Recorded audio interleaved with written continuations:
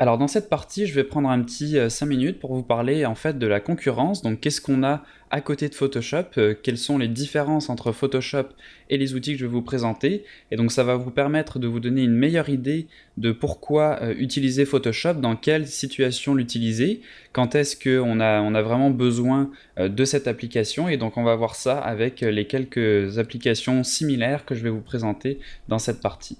Alors, le premier outil qu'on a de disponible, qui est gratuit avec Windows, c'est Microsoft Paint. Donc, c'est un outil très connu, mais qui est malheureusement assez primitif, bien qu'il ait évolué au fil des années. On peut faire des opérations de base, dessiner avec le pinceau, faire des modifications sur des images, comme redimensionner des images, les faire pivoter, mais ça reste assez primitif, c'est pas mal les seules options qu'on a.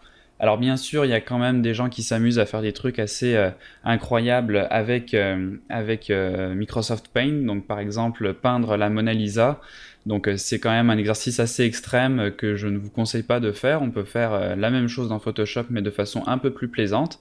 Donc c'est quand même assez marrant pour la petite anecdote. Mais donc voilà, Microsoft Paint est suffisant pour des retouches vraiment de base, mais dès qu'on veut aller plus loin, ça va clairement être insuffisant. Ensuite, on a un outil qui commence à faire un peu plus parler de lui, qui s'appelle Krita. Donc, c'est un logiciel open source. Donc, le grand avantage, c'est qu'il est gratuit. Alors bien sûr, il n'a pas encore toutes les fonctionnalités de Photoshop et c'est un peu plus, je dirais, axé sur la peinture numérique. On peut faire de la retouche photo, mais il y a quand même pas mal d'outils qui sont dans Photoshop qui permettent d'aller assez loin dans la retouche d'image, dans la correction de photos que l'on n'a pas encore dans Krita. Donc c'est un outil quand même assez intéressant, surtout que, comme je vous disais, il est gratuit. Mais il faut attendre encore, je pense, quelques années avant d'avoir quelque chose qui soit similaire à Photoshop. Donc ça peut être un bon outil pour dépanner. Ça peut être un bon outil aussi si vous utilisez Linux, puisque Photoshop n'est pas disponible sur Linux. Donc ça c'est intéressant à savoir, mais sinon si vous voulez vraiment pousser plus loin et utiliser un logiciel vraiment avec des fonctionnalités poussées qui ont été testées sur vraiment longtemps, donc des dizaines d'années, là encore je vous conseille d'utiliser Photoshop. Un autre logiciel disponible pour faire de la retouche d'image et qui fait un peu plus du compositing, c'est Nuke, qui est un logiciel utilisé plus en effet visuel. Et donc pourquoi je vous montre ce logiciel, puisqu'il permet de travailler d'une façon un petit peu différente, qui est en fait la façon nodale de travailler. Donc vous allez voir que par exemple, si je veux faire une correction colorimétrique, eh bien il faut que j'ajoute ici ce qu'on appelle un node, en fait, qui est une petite boîte qui va me permettre de faire des corrections sur mon image. Et c'est le fait de connecter plusieurs boîtes ensemble comme ceci qui va successivement ajouter des opérations à mon image. Donc je peux par exemple faire une transformation pour réduire mon image, la bouger, etc. Et donc c'est une autre façon de travailler que je tenais à vous introduire pour que vous sachiez que ça existe. Photoshop ne fonctionne pas du tout de cette façon, mais il faut savoir qu'il y a des gens qui aimeraient bien qu'on ait une petite partie en fait nodale dans Photoshop, puisque ça permet de travailler de façon différente et des fois plus efficace. Donc Nuke, qui est un logiciel très intéressant, très puissant, mais aussi beaucoup plus cher, puisque son prix est plus dans les alentours de 8000 dollars, si je me souviens bien, entre 4000 et 8000 dollars selon les versions.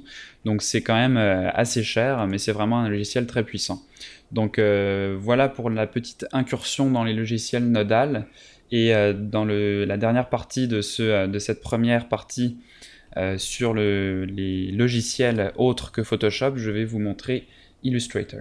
Alors devant moi, j'ai Illustrator, qui est un peu le cousin, si l'on veut, de Photoshop, qui est en fait édité par la même compagnie, qui s'appelle donc Adobe. Alors Photoshop et Illustrator se ressemblent en plusieurs points, mais sont quand même très différents, surtout dans le principe de base qui est que Illustrator utilise les vecteurs, alors que Photoshop, bien qu'il puisse aussi travailler quelquefois avec des vecteurs, utilise les pixels. Alors les vecteurs et les pixels, qu'est-ce que c'est? Les pixels, eh bien c'est tout simplement un petit carré de couleurs, et donc on va définir quand on travaille dans Photoshop une résolution, donc par exemple 1920 par 1080, donc qui correspond à 1920 pixels de large sur 1080 pixels de haut, et donc cette résolution on la fixe dès le début, et tout ce qu'on fait par la suite va être dépendant de cette résolution. Dans Illustrator, on fait un document qui va se reposer sur des vecteurs. Et donc des vecteurs, si je zoome sur mon image ici, vous voyez que je peux zoomer vraiment très très proche et on va toujours avoir quelque chose de très net ici. Donc je peux zoomer aussi proche que je veux et on aura toujours une ligne parfaitement définie puisque Illustrator va redéfinir, recalculer en fait l'affichage à chaque fois que je zoome sur l'image. Ce qui n'est pas du tout le cas dans Photoshop.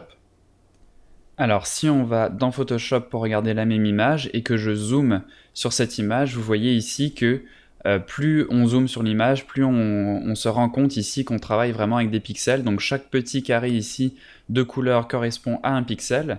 Et donc c'est ça la principale différence entre Illustrator et Photoshop. Et c'est pour ça que Illustrator est très prisé des web designers, des gens qui font vraiment des visuels qui vont être destinés à l'impression par exemple, ou à quelque chose de beaucoup plus précis. Et donc pour faire des designs qui vont pouvoir être redimensionnés à la volée, donc c'est-à-dire par exemple en web design pouvoir commencer avec un design très très large par exemple et l'adapter à quelque chose de très petit ou l'inverse, donc commencer sur un design par exemple de tablette et pouvoir l'agrandir pour un design d'ordinateur. Et donc ça c'est la flexibilité qu'on a dans Illustrator que l'on n'a pas dans Photoshop. Alors par contre ça fait en sorte que dans Illustrator on peut vraiment moins facilement dessiner, c'est-à-dire que les outils de peinture numérique vont être beaucoup plus développés dans Photoshop puisque ça va être beaucoup plus simple de travailler avec des pixels quand on fait de la peinture numérique. Donc voilà pour la principale différence entre Illustrator et Photoshop et pourquoi on pourrait utiliser plutôt l'un que l'autre. Pour terminer, je vais vous parler d'un logiciel qui a fait son apparition assez récemment, qui s'appelle Mischief et qui est édité, en fait qui a été racheté par The Foundry, qui est la même compagnie qui fait le logiciel Nuke qu'on a vu précédemment. Alors Mischief, c'est un peu un mix entre Photoshop et Illustrator, c'est-à-dire que c'est vraiment un logiciel de dessin, mais ça va utiliser une technologie qui a été créée spécialement pour le logiciel et qui ressemble un peu au vecteur, donc c'est-à-dire qu'on ne va pas travailler avec des pixels, mais on va pouvoir donc avoir un espèce de canevas et de niveau de zoom infini. Donc c'est-à-dire que vraiment quand on va dessiner, on ne va pas voir les pixels et on va pouvoir définir la résolution de notre image uniquement quand on va exporter notre image.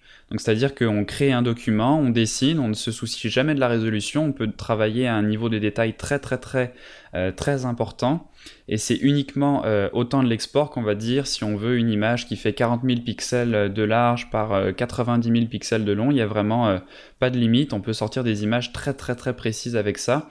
Et donc comme je vous disais, c'est vraiment un peu un milieu entre Photoshop et Illustrator, et donc ça permet de faire du dessin à un niveau de détail très précis.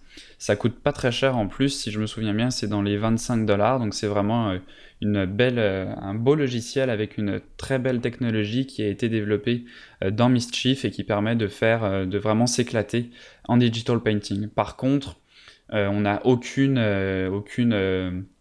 option pour faire de la retouche de photos par exemple, donc là on n'a pas du tout ce côté qu'on a dans Photoshop qui permet de retoucher des photos, de faire du matte painting. Mischief c'est vraiment exclusivement pour du dessin, d'où son prix donc qui est vraiment plus abordable. Donc voilà pour les principales applications en fait qui gravitent autour de Photoshop. Donc j'espère que vous avez un meilleur aperçu et que vous pouvez vous rendre compte maintenant quel logiciel utiliser dans quelle situation. Nous, on va donc se concentrer uniquement sur Photoshop et sur tous les outils qui sont disponibles dans ce logiciel pour la peinture numérique, la retouche d'images, etc.